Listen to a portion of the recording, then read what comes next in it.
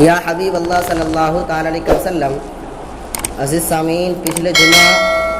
ہم نے آمد رسول کے مقصد کے تعلق سے کچھ باتیں کی تھی۔ اسی ضمن کو آگے بڑھاتے ہوئے میں چاہوں گا کہ کچھ اور باتیں ہو جائیں کہ آقا کریم صلی اللہ علیہ وسلم تشریف لائے، پھر ہمیں کیا دیا، یہ دین اسلام ہم تک کیسے پہنچا۔ عزیز سامعین، آج ہم اور آپ مسلمان کہلاتے ہیں، بڑی ہی آسانی کے ساتھ اپنے آپ کو مسلمان کہہ لیتے ہیں، اس واسطے کہ ہم مسلمان کے گھر پیدا ہوئے، ہم اس لیے سمجھتے ہیں کہ مسلمان ہیں۔ لیکن سامعین، یہ دین اسلام ہم تک کتنے پیچ و خم کے ساتھ،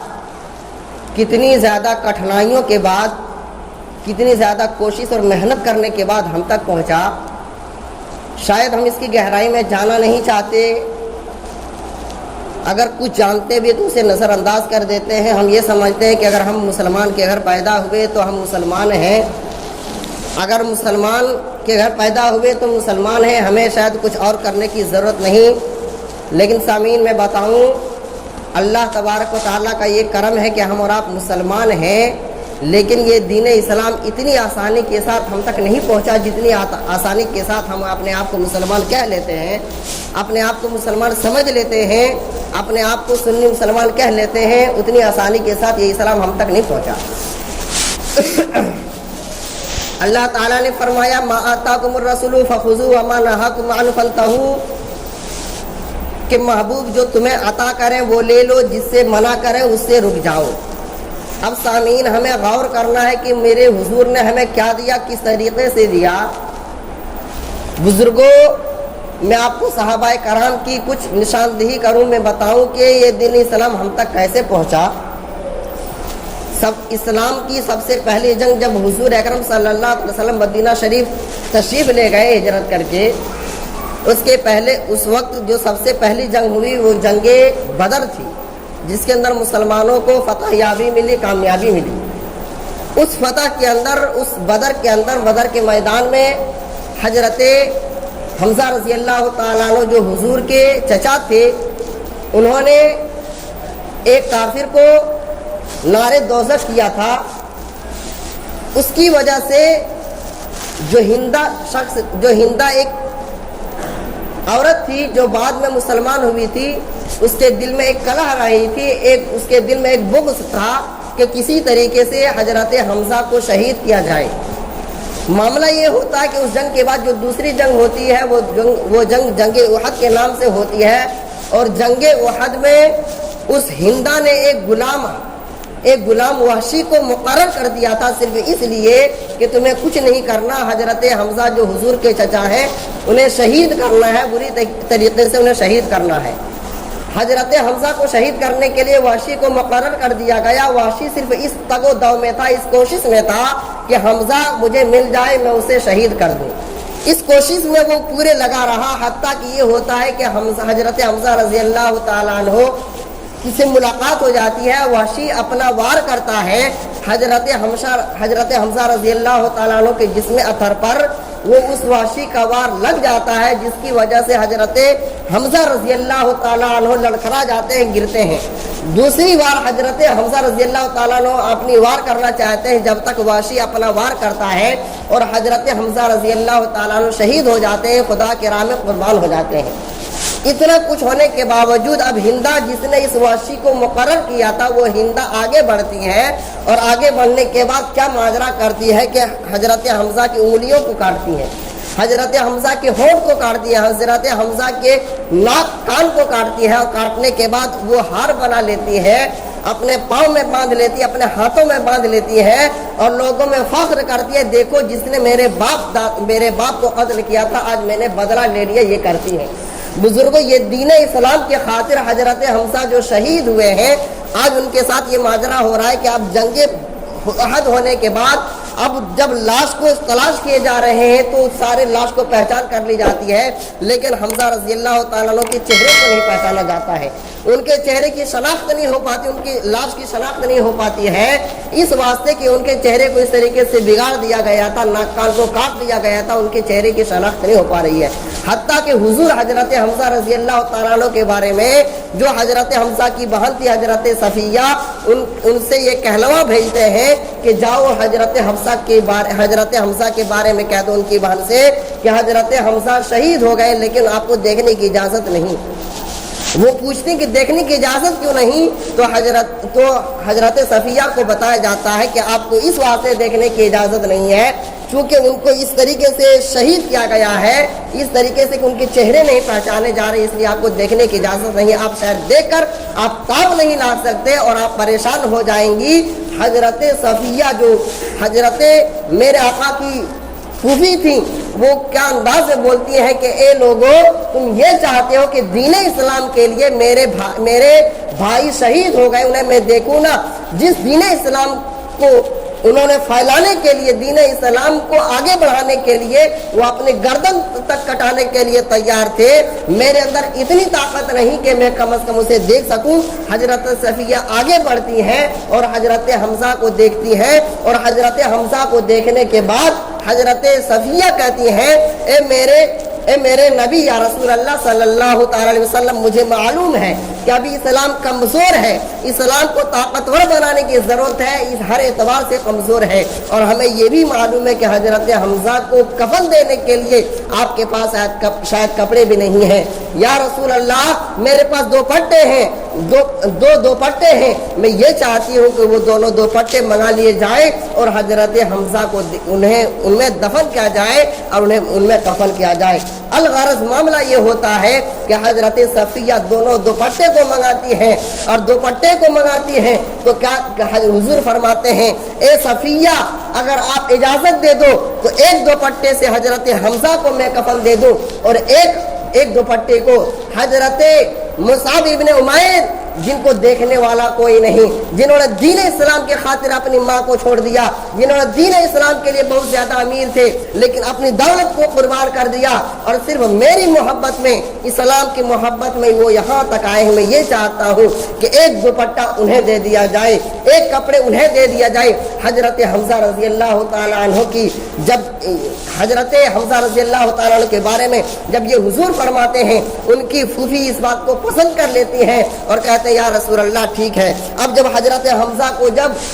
کفنایا جا رہا ہے تو معاملہ یہ ہو رہا ہے کہ اس ایک کپڑے سے حضرت حمزہ چونکہ لمبے چوڑے تھے تو آپ کے جسم میں وہ پورا کپڑا نہیں ہو پا رہا ہے، آپ کے جسم کے اور دوسرے حصے میں پاؤں کے جانب گھاس پھوس کو ڈالے جاتے ہیں اور حضرت حمزہ کو دفنایا جاتا ہے۔ بزرگوں میں آپ کو یہ بتانا چاہ رہا ہوں کہ دین اسلام اس طریقے سے ہم تک پہنچا ہے جس طریقے سے ہم اور آپ سوچ نہیں پاتے ہیں۔ دین اسلام کے خاطر حضور کے چچا تھے حضرت امیر حمزہ جو دین اسلام کے خاطر شہید ہوئے، ان کے ساتھ ان وحشی درندے نے اس طریقے سے برتاؤ کیا جو شاید آج ہمارے ساتھ نہیں ہو سکتا ہے۔ ہمیں چاہیے کہ دین اسلام کو سمجھیں کہ یہ دین اسلام کتنی تگ و دو کے بعد، کتنی کوششوں کے بعد ہم تک پہنچے۔ اس مصعب ابن عمیر جنہیں ایک کپڑا دیا گیا، میں ان کے بارے میں بتاؤں، حضرت مصعب ابن عمیر جو بہت زیادہ امیر زادہ تھے، بہت زیادہ نفیس کپڑے پہنتے تھے، بہت زیادہ نفیس کپڑے پہنتے تھے، لیکن جب حضور اکرم صلی اللہ علیہ وسلم کے بارگاہ میں آئے، انہوں نے کہا، مصعب ابن عمیر نے کہا یا رسول اللہ، میری والدہ ہیں جو کافرہ ہیں، کیا میں ان کی خدمت کر سکتا ہوں؟ یہ دین اسلام کا پیغام ہے۔ بزرگوں، میرے محبوب نے فرمایا، سرکار نے فرمایا اے مصعب، اگر تمہاری والدہ کافرہ ہی کیوں نہ ہو لیکن تمہاری والدہ ہے، تمہیں ان کی خدمت کرنی چاہیے، ان کی بات ماننی چاہیے، ان کی فرما برداری کرنا چاہیے۔ یہیں تک نہیں، اب وہی مصعب ابن عمر دوسری مرتبہ حضور کے بارگاہ میں آتے ہیں، کہتے ہیں یا رسول اللہ، معاملہ یہ ہے کہ میری والدہ آپ کے مقابلے میں کھڑی ہو گئی ہے، آپ کے پاس آنے سے روکتی ہے، آپ کی محبت سے مجھے گریز کرتی ہے، مجھے روکنا چاہتی ہے۔ یا رسول اللہ، اب میں کیا کروں؟ رسول اکرم صلی اللہ علیہ وسلم نے فرمایا کہ اے مصعب، اگر کوئی محبت رسول کے مقابلے میں آ جائے تو یقیناً وہ محبت آپ کو چھوڑ دینا پڑے گا۔ معاملہ یہی ہوتا ہے کہ مصعب ابن عمیر اپنی والدہ کو چھوڑ دیتے ہیں۔ جب والدہ کو چھوڑتے ہیں، ان کی والدہ کہتی ہیں کہ اگر تم میرے دین کو چھوڑ رہے ہو تمہیں کپڑے بھی اتارنے پڑیں گے، میری جو جائیداد ہے ان سے بھی بے دخل ہونا پڑے گا، میرے گھر بار کو چھوڑنا پڑے گا، तुम जो नफीस खुशबू लगाते हो उस नफीस खुशबू को छोड़ना पड़ेगा। अलगरज हजरत मुसाब इब्न उमैर ने सारी चीज़ों को छोड़कर हजरत रसूल अकरम सल्लल्लाहु अलैहि वसल्लम के बारगाह में आ जाते हैं सिर्फ इस वास्ते कि उन्होंने नबी का कलमा पढ़ा था, उन्होंने नबी का कलमा पढ़ा था, नबी से मोहब्बत की थी, लिहाजा उन्होंने ये नहीं सोचा कि इसके वास्ते जो मेरी बड़ी दौलत जाने वाली है उसको मैं कैसे कुर्बान कर दूं। बुजुर्गों मैं आपको बताऊं, सहाबाए कराम ने मक्का शरीफ से मदीना शरीफ हिजरत किया। क्यों हिजरत किया बुजुर्गों? उन्हें क्या जरूरत थी? उन्हें मक्का वाले अगर वो अपने तौर तरीका पर रहते, कोई नहीं रोकने वाला था, कोई कुछ करने वाला नहीं था, लेकिन उन्होंने अगर मक्का शरीफ को छोड़कर मदीना शरीफ इख्तियार किया तो सिर्फ इस वास्ते इख्तियार किया कि उन्हें नमाज पढ़ने में काफिरों के तरफ से दुश्वारियां पेश की जा रही थी, उन्हें रोका जा रहा था, दीन इस्लाम से उन्हें दूर करने की बात की जा रही थी, मोहब्बत रसूल से दूर किया जा रहा था। सहाबाए कराम ने अपने माल को छोड़ दिया, अपनी जायदाद को छोड़ दिया, अपने घर वालों को छोड़ दिया, अपने खानदान को छोड़ दिया, सिर्फ इस वास्ते कि उनके पास इश्क रसूल था, मोहब्बत रसूल था, कुरान की मोहब्बत थी, इस्लाम की तालीम थी। बुजुर्ग आज उसी दीनी तालीम से, उसी दीन इस्लाम के पैगाम से हम दूर जाए जा रहे हैं। मैं आपको बताऊं, जिस दीन इस्लाम की सबसे पहले तालीम, मेरे आका का सबसे पहला पैगाम, कुरान का सबसे पहले पैगाम, कुरान पाक के अंदर 78,000 अल्फाज, उन 78,000 अल्फाज में सबसे पहला जो लफ्ज आता है कुरान पाक की सबसे पहली आयत, सबसे पहले वही इक़रा बिस्मि रब्बिकल लज़ी, इक़रा तू पढ़। मेरे इस्लाम का, दीन इस्लाम का सबसे पहले पैगाम दीन पढ़ना है, तालीम है। और ये इस्लाम के मानने वाले, मुसलमान कहलाने वाले आज सबसे ज्यादा दीन इस्लाम से दूर नजर आते हैं, दीन से, तालीम से दूर नजर आते हैं। तालीम का मतलब सिर्फ ये नहीं होता कि आप इस्लामी तालीम हासिल करें, तालीम का मतलब ये होता है चाहे वो दुनियावी तालीम हो, चाहे वो इस्लामी तालीम हो, हर तालीम आपको अच्छाई के जानिब ले जाता है, हर तालीम आपको तारीकी से उजाले के जानिब ले चलता है, हर तालीम आपको बुरे से अच्छा बनाता है, हर तालीम आपकी बुराइयों को खत्म करता है और अच्छाई के जानिब ले जाता है। अफसोस का मकाम यह है कि जिस दीन इस्लाम की सबसे पहली तालीम इक़रा है कि तू पढ़, वही इस्लाम के मानने वाले आज तालीम से कितने दूर नजर आ रहे हैं। बुजुर्गों, उस दीन इस्लाम के अंदर जो पहली वही आती है, पांच आयत कुरान पाक की सबसे पहले नासिल होती है। इक़रा बिस्मि रब्बिकल लज़ी,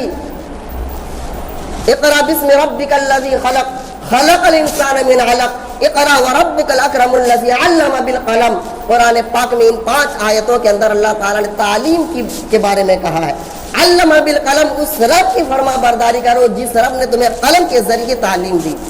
अब बुजुर्गों, हमें यह भी सिखाया कि कलम के जरिए इल्म हासिल किया जा सकता है। बुजुर्गों, गौर करने का मकाम है कि जिस दीन इस्लाम में हमें यह बताया गया कलम के जरिए, कुरान के जरिए और इल्म के जरिए अपनी जिंदगी को अपने जिंदगी के अंदर निखार लाओ, उस दीन इस्लाम से हम कितने दूर चले जा रहे हैं, उस तालीम से कितने दूर चले जा रहे हैं। आज मजहब इस्लाम का सबसे पहला पैगाम जो तालीम है, उस तालीम से करीब होने की जरूरत है। वो कौम हमेशा पीछे नजर आई है जिस कौम ने तालीम से दूर इख्तियार कर ली है, वो कौम सबसे ऊंचे मकाम पर नजर आई है जिस कौम ने तालीम को सबसे अहम मकाम दिया है, वो कौम सबसे आगे नजर आई है। बुजुर्गों, ये दीन इस्लाम हम तक यूं ही नहीं पहुंचा। आज हमारे पास तालीम ना होने की वजह से दीन इस्लाम के बारे में अगर कोई गलत कह देता है हम उसे मान लेते हैं, उस दीन इस्लाम के बारे में अगर कोई बुरा भला कह देता है हम कह लेते हैं कि शायद ऐसा हो सकता है, लेकिन आपके पास तालीम ना होने की वजह से आप ऐसा कर लेते हो। अगर आपके पास तालीम होगी तो आप उनका मुंह तोड़ जवाब दे सकते हो। ये दीन इस्लाम हमारा हमेशा हर हाल में खैरखाही की तालीम देता है, दूसरों की अच्छाई की तालीम देता है। बुजुर्गों, मैं आपको बताऊं, यही दीन इस्लाम है जो दीन इस्लाम ये बताता है कि अगर आपके पड़ोस में अगर गैर भी रहते हो, अगर वो किसी मुसीबत में हो तो उनकी भी मदद की जाए, उनका भी पुरसाने हाल किया जाए, अगर कोई बीमार हो उनकी इयादत किया जाए। यही इस्लाम है जो हमें पैगाम देता है, जो हमें पैगाम देता है कि वालिदैन की खिदमत करो, बड़ों का अदब करो। ये तालीम हमें कुरान देता है, हमारा दीन इस्लाम देता है, मेरे मुस्तफ़ा ये तालीम देते हैं کہ چھوٹوں کے ساتھ شفقت کرو۔ یہی دین اسلام ہے جو ہمیں پیغام دیتا ہے کہ اگر کسی یتیم کے سر پر آپ نے اپنے ہاتھ کو رکھ دیا، شفقت کا ہاتھ رکھ دیا، جتنے بال آپ کے ہاتھ کے نیچے آتے ہیں اتنے گناہ آپ کے معاف کر دیے جاتے ہیں، آپ کے درجات بلند کر دیے جاتے ہیں۔ یہ دین اسلام ہمیں پیغام دیتا ہے۔ بزرگوں، مذاہب بہت سارے ہیں، لیکن مذاہب جو مذہب ہمیں اچھائی کی تعلیم دیتا ہے، ایک ہمیں روشنی کی تعلیم دیتا ہے، سیدھے راہ کی تعلیم دیتا ہے، وہ تعلیم اور صرف وہ تعلیم دین اسلام کی تعلیم ہے۔ بزرگوں، یہ دین اسلام ایک ایسی تعلیم دیتا ہے ہمیں کہ ہر موڑ پر ہمیں کام آتا ہے، کسی بھی موڑ پر اسے چھوڑا نہیں جا سکتا۔ بزرگوں، اسی دین اسلام کو پھیلانے کے لیے حضرت بلال حبشی رضی اللہ تعالیٰ عنہ انہیں ایسی سزا دی گئی کہ قیامت تک وہ یاد کیے جائیں گے کہ انہیں تپتی ہوئی چٹان ان پر ڈال دیے جاتے اور ان سے کہا جاتا کہ خدا کو چھوڑ دو، لیکن ان کی زبان پر ہوتا احد کہ خدا ایک ہے، محمد رسول اللہ میرے رسول ہیں۔ بزرگ، یہ علم تھا، یہ عشق تھا جس کی وجہ سے وہ چھوڑنے کے لیے تیار نہیں۔ یہی دین اسلام کو پھیلانے کے لیے حضرت خواب رضی اللہ تعالیٰ عنہ سے ایک مرتبہ حضرت عمر فاروق رضی اللہ تعالیٰ عنہ پوچھتے ہیں کہ اے خواب، تم بتاؤ کہ جب دین اسلام کی شروعات ہوئی تھی، تم قبل اسلام جب تم نے اسلام لایا تو تمہیں کیسے ستایا گیا تھا؟ وہ حضرت خواب رضی اللہ تعالیٰ عنہ اپنے کپڑے کو اٹھاتے ہیں اور جسم پر پڑے ہوئے نشانات کو دکھاتے ہیں، کہتے ہیں دیکھو مجھ پر جلے ہوئے کوئلے اس طریقے سے ڈالے جاتے تھے کہ ابھی تک وہ نشان موجود ہیں۔ بزرگوں، میں آپ کو یہ بتانا چاہتا ہوں کہ دین اسلام ہم تک یوں ہی نہیں پہنچا ہے، اس کے لیے صحابہ کرام نے، میرے آقا نے خون اور پسینے بہائے ہیں، جن کے خون اور پسینے سے یہ اسلام سینچا گیا ہے، جن کے خون دین اسلام میں اتنی محنت اور تگ و دو کے بعد یہ ہم تک پہنچا ہے۔ جو مصطفیٰ رات بھر اس امت کے لیے روتے رہے، جو مصطفیٰ اس امت کے لیے جب پیدا آپ تشریف لائے اس وقت آپ نے اس امت کو یاد کیا، جو مصطفیٰ جب معراج شریف پر جاتے ہیں سب سے اونچے مقام پر ہوتے ہیں، خدا 70,000 مرتبہ پوچھتا ہے اے میرے مصطفیٰ، میرے محبوب، بتائیے آپ کو کیا چاہیے، آپ کیا چاہتے ہو؟ میرے مصطفیٰ نے کہا تھا کہ میری امت کو بخش دے، میری امت کو بخش دے۔ اس محبوب کے لیے، اس مصطفیٰ کے لیے ہم نے کبھی یہ نہیں سوچا، جس مصطفیٰ نے رات بھر روتے رہے، سب سے اونچے مقام پر ان گناہگار امتیوں کو یاد کیا، اس مصطفیٰ نے ہمیں کیا پیغام دیا تھا، اس مصطفیٰ نے ہمیں کیا سکھایا، اس مصطفیٰ ہمیں کیا تعلیم دیتے ہیں۔ بزرگوں، ہمیں چاہیے کہ جب ہم تعلیم کے قریب ہوں، ہم دین اسلام کے قریب ہوں، ہم خدا کے قریب ہوں، رسول کے قریب ہوں، اور دین اسلام کے قریب ہو کر قرآن سے جڑ کر اور اپنے اندر صحابہ کرام کی محبت پیدا کر کے ان کے نقش قدم کو اختیار کر کے ہم دنیا اور آخرت کی کامیابی حاصل کر سکتے ہیں۔ اللہ تعالی ہمیں اور آپ کو، تمام امت مسلمہ کو اچھی اور صحیح باتوں پر عمل کی توفیق بخشے، آمین۔ وآخر دعوانا